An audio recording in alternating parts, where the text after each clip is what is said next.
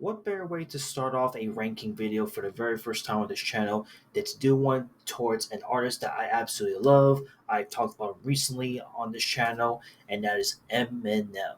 And more specifically, I'm going to be ranking all 13 Eminem albums in one sitting. Now, before I get into the ranking and you click on this video for a reason, a few rules to the exception. One, as you can see with my plethora of Eminem albums that you see stacked here left and right, there are obviously a ton of Eminem fans that are going to argue about certain projects here and there and consider hey, how come this project isn't in this ranking or is that in the ranking? And also, is it really 13? Well, there's a few reasons for that. One, I'm going to exclude the two obvious ones in the contender. So albums like Curtain Calls 1 and the second album, and even the re-up, for example, compilation albums are out of the running on this one. Collab projects such as the Bad Meets Evil project is out. Any soundtrack from his movies, such as the 8 Mile soundtrack, which we all know is probably the greatest soundtrack of all time, is also going to be excluded because it's not a pure Eminem album at the end of the day. Same with the Southpaw soundtrack as well. And also, the Shady 14 or 15 record, that's also a compilation, is out of the running as well. And anything regarding D12, so D12's Devil's Nights, D12 World, both of the D12 projects are going to be excluded from this ranking because at the end of the day, I consider those projects separate from Eminem's discography. And I do agree that Devil's Night is one of the best projects that Eminem has come out with technically, but as a group as a whole, I feel like we should separate that at the end of the day. And also to get out of the way, the last little thing that's excluded from here, the Slim Shady EP is also going to be excluded from this because yes, it is an Eminem project, but at the end of the day, between the Slim Shady EP and the Slim Shady LP, which we'll get into in a bit, I think we can agree the Slim Shady LP is way better than the EP was. Not to say that's terrible, but this is kind of like a buzz of what's to come, more or less. So, with that being said, let's get into the rankings. Okay, so let's go ahead and get started, shall we? At number 13, I think it's going to come to no one's surprise, unfortunately. And number 13 is going to be Eminem's Revival. Look, I don't think we need to elaborate why this is at the bottom spot of the list. This was the point where a lot of Eminem fans were really divided at the time. I myself was included.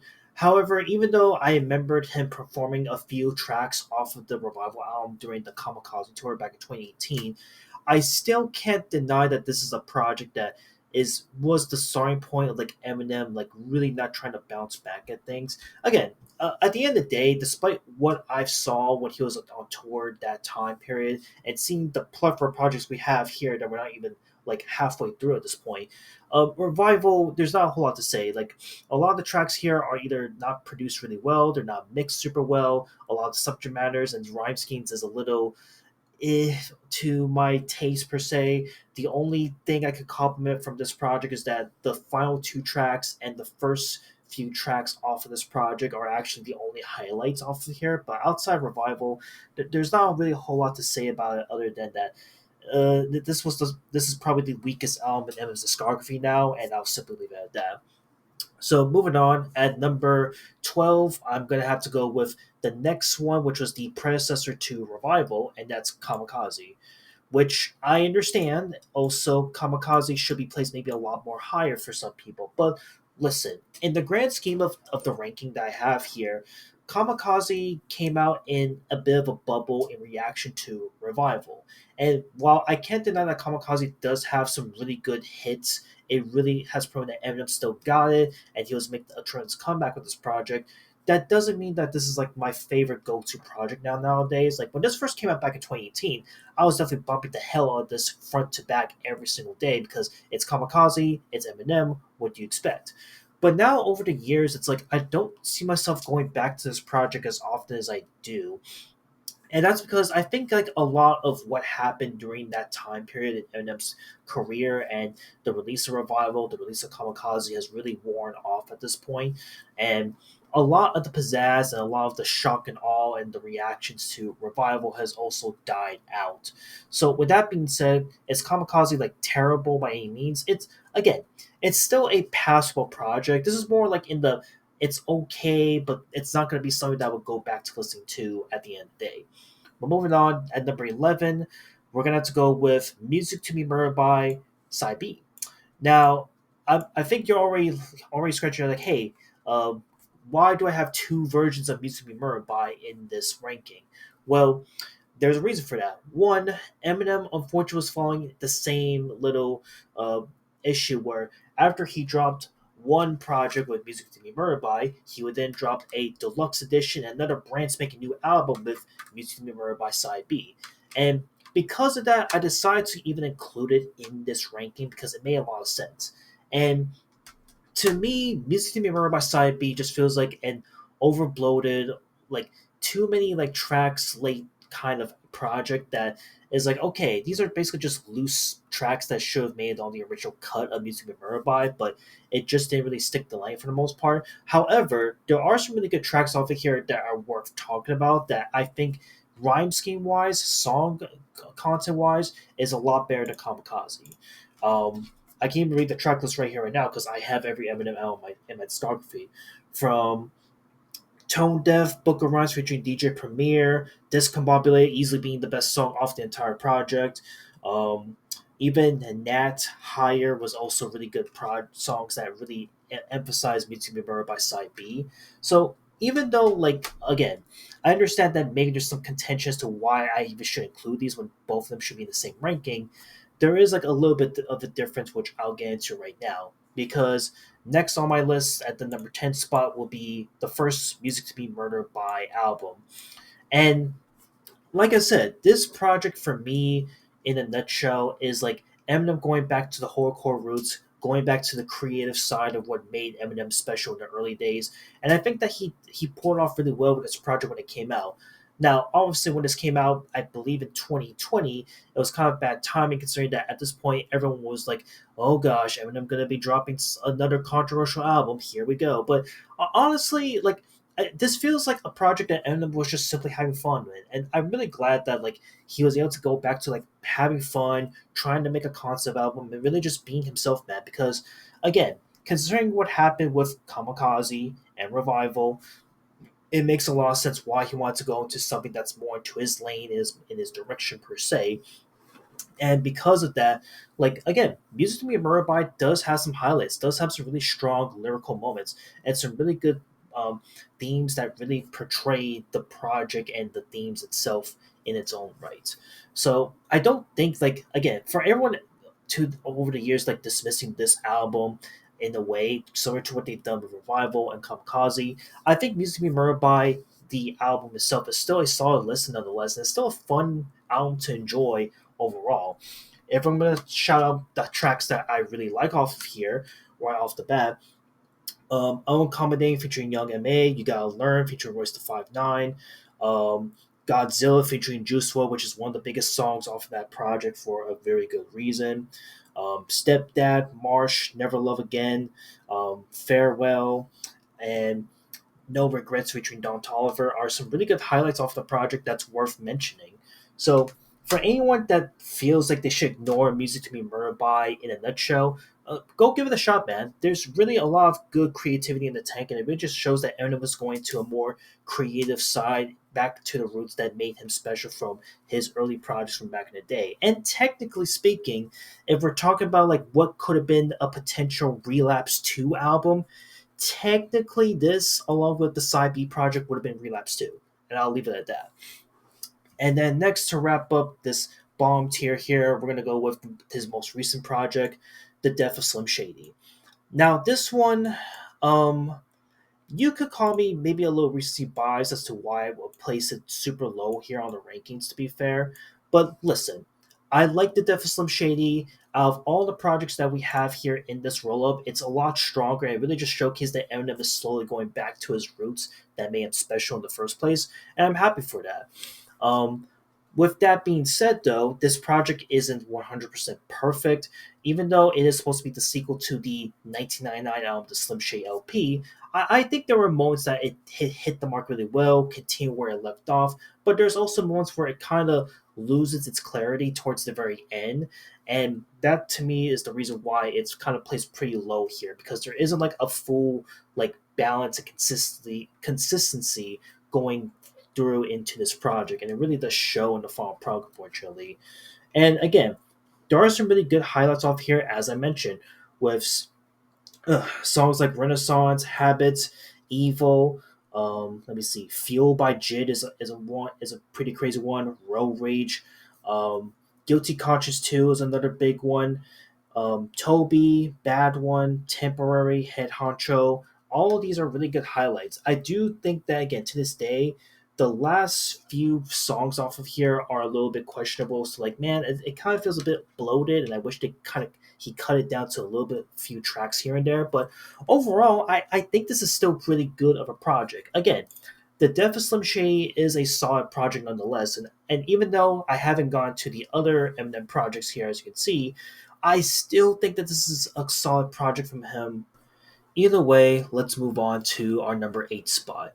At number 8, this is where we're going to get a lot of division here, more or less, in my placement. So at number 8, yeah, I'm going to put Encore here. Again, I understand that there are people that love this project. Look, I myself have loved this project. I remember bumping to this project a lot when I first got to Eminem, which makes sense because Encore would be the next album to come out, and then after that is Relapse, right? But look, Encore at the end of the day, for many hardcore Eminem fans should know, this was the beginning of the downward like trend that we saw in Eminem's current discography, in my opinion. And this was the point where Eminem's like flows, rhyme schemes on this project is a little hard to like really sit through at times because you could tell like he was not 100% in the bag. He wasn't super focused because he was super high under the influence of drugs and such, which he has stated many times in Relapse and Recovery, respectfully. And listen, that doesn't mean that Encore is terrible because of the performance, right? There are a lot of great tracks off here that are worth talking about. Um, Songs like Mockingbird, like Toy Soldier, are still pretty two iconic songs off this project to this day. Um, but when you get into like the really weird and crazy projects where Eminem's trying to be like kooky, zany, and funny on purpose, like he did on some LP, that's where the album falls apart really badly. Songs like Rain Man, Puke, Big Weenie, Just Lose It, Ass Like That, like you can't tell me and stare at me at point blank in the face and tell me that these songs are songs you want to listen to every single time, because I certainly don't listen to these nowadays, especially for someone that's grown up and has matured over the years. Again, there are some good songs off it here to continue on with Yellow Brick Road, Never Enough, Evil Deeds, Spend Some Time, Crazy in Love, One Shot, Two Shots, and even the title track Encore. But at the end of the day, this was a project that for me was the beginning of Eminem trying to recapture like the spirit of what he did in the first three projects, but it's not like paying out to the degree that it is. Again, there are some few flashes in the pan which we'll get into, but Encore for me, I think deserves to be in this spot for a reason. Which leads me to the number 7 spot, which I think we at this point we would have to put it here because it honestly makes sense since we're at the halfway point. And I feel like for a project of this caliber, we have to give it some slack, some credit at the end of the day. I understand some people don't want to acknowledge this project, but I will. And that's Eminem's debut album, Infinite.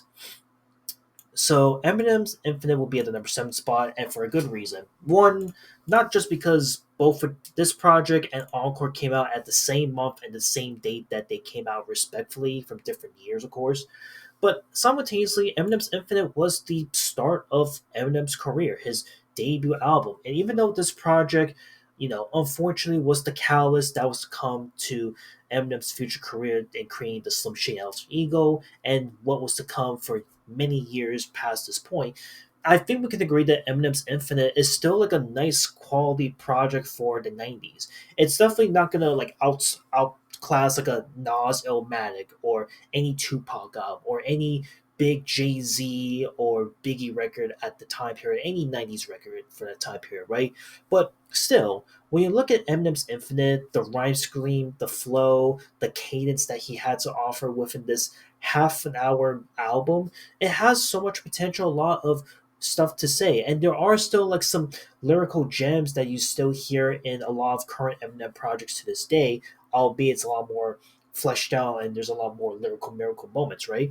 But back in this time period, 1996, when Eminem dropped Infinite, This you could tell like Eminem was super hungry, like he was super determined to try making it big, and his only goal at the time was to try to get his voice heard off of his local Detroit radio station. And even though unfortunately it failed spectacularly, where it almost ended to the point where he almost took his own life, this project was really the turning point that made Eminem the artist that he is today. And I wish I could rank this even higher, honestly, personally, but to keep the integrity of this ranking, we have to look at, again, the quality of tracks, the quality of other projects that we have here from this point forward. So that's why I would put it at the number 7 spot. Again, really great highlights. If you haven't listened to Eminem's Infinite, please go check it out. It definitely just showcases a young Eminem with so much confidence, so much potential, and really a lot of cool lyrical gems that are worth checking out and bumping to nonetheless. All right, but now we go into the top 6. So these are my top 6 albums that have made it out of the cutting board table. At the number 6 spot, we're going to go over a project that everyone loves. Everyone has become Eminem fans in the modern day and age, and this was the project that I think we can all agree was the project that what got people really discovering Eminem, or in this case, rediscovering Eminem in the first place, and that is Recovery. Recovery from Eminem in 2010 is what can truly be said at this point. An amazing, incredible comeback project. This was the true comeback album after he dropped his 2009 album Relapse, for what a lot of people say at the time. And this has a lot of his biggest hit singles to date, from Love the Way You Lie and Not Afraid, just to name the two. And again, Eminem's recovery should come to no one's surprise, because this is a project that has been overplayed, has been talked about, and really for many Eminem fans of this generation is the gateway to discovering Eminem and getting to know Eminem in the first place. And that makes a whole lot of sense. Because again, Recovery does have, once again, like every other Eminem project, tons of highlights. From Cold Blows, Talking to Myself, Seduction, NOLA featuring Lil Wayne, Spacebound, Cinderella Man, 25 to Life, which is honestly the most underrated track off of this Recovery project, point blank period. Almost Famous, and even You're Never Over, and the hidden untitled track, which is like a really cool homage to the Eminem show. Now, with that being said, there's going to be some people that aren't going to go back to this project, just like how it was with Kamikaze, where, like Kamikaze, Recovery was stuck in that little bubble that it is when it came out, where it's like, hey, Eminem made this huge comeback, everyone's loving him, praising him, respecting him, and now that that kind of like waned off at this point, there's not whole lot of people that talk about this project since then, other than the fact that this was like a good start project for people to get into Eminem in the first place. Okay, and now we go on to the top 5 that's left on here. At the number 5, I'm gonna go with the Marshmallows LP 2. This was the follow up to Eminem's Recovery, and look, to say that this was supposed to be the sequel to the first Marshmallows LP is really saying a lot. But I gotta say, honestly, lyrically, this album's incredible. It's actually really, really good. Probably close to a sequel that we'll ever get. And even though Marshmallows LP 2 is not going to hit that diamond status that the first Marshmallows LP did, nor the Eminem Show did, this is still like a really nice, fun, creative project. Again, this was like Eminem during like the huge comeback era that he was from Recovery. And there's so many great highlights, so many great features over here that I could even go further on, from Berserk, um, the Love Game featuring Kendrick Lamar, if I'm not mistaken. Here, I'm just gonna read it myself. Rhyme or Reason, Parking Lot, Bad Guy, Evil Twin, The Monster, Stronger Than I Was, Rap God. There's a lot of really cool, amazing, fun tracks that are worth talking about and are worth mentioning about nonetheless. So the Marshmallows LP2, I think, deserves to be in the top 5 for the best Eminem albums that you should listen to nonetheless.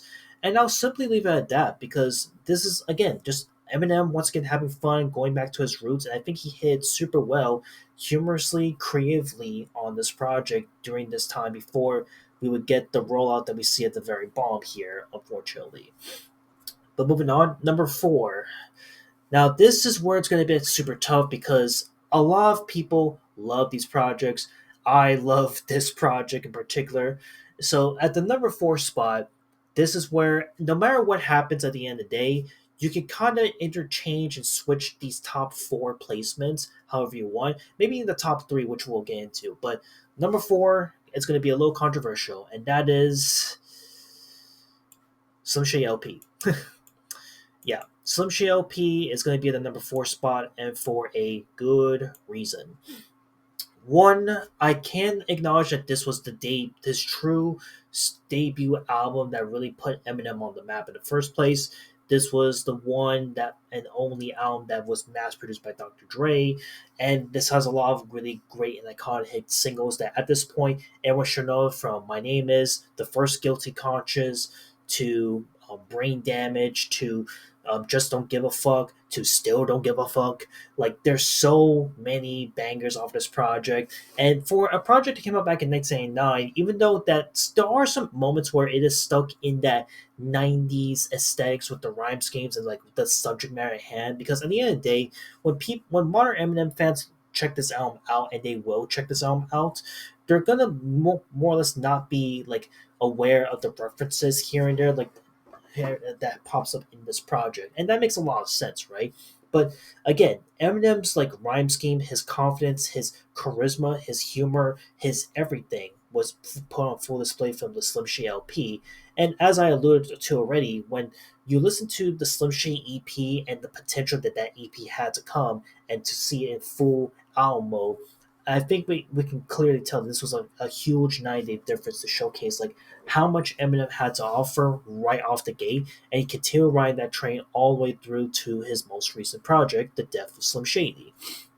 And overall, like I said, I understand this is going to be per- everyone's top three projects here, but at the end of the day, this wouldn't have made the top three since, again, I think in the grand scheme of things, we have, in my view, three Eminem projects in the lineup that I think are just much better. So, with that being said, let's wrap it up with my top three in the order that's going to go. So, with these three albums I have left here, this is what I'm going to put the ranking as. At the number three spot, I'm going to go Relapse. Because, again, there's so much I've already talked about in my Relapse video that I'm not going to say much more about it. And the ranking from this point forward would be this: two would be The Eminem Show, and number one, Marshmallows LP. So, look, before we wrap this video up once and for all, I'll go ahead and explain the final three rankings how it is. Relapse, again, a really good first attempt at a comeback album at the time when this was overhated, but of course, people over time absolutely love it, praised it. Some say that it's much better than Recovery. I myself am one of those people, so let's leave it at that. But the reason I put the Marshmallows LP at number one and the Eminem Show number two is pretty simple. The Eminem Show is like Eminem at his creative peak moment, where he could do nothing wrong at this point. On top of it, there are so many like really good highlights, and Eminem's life and his fame and his fortune really played a part in his music, in his lyricism, and it makes a lot of sense why this project is beloved by so many.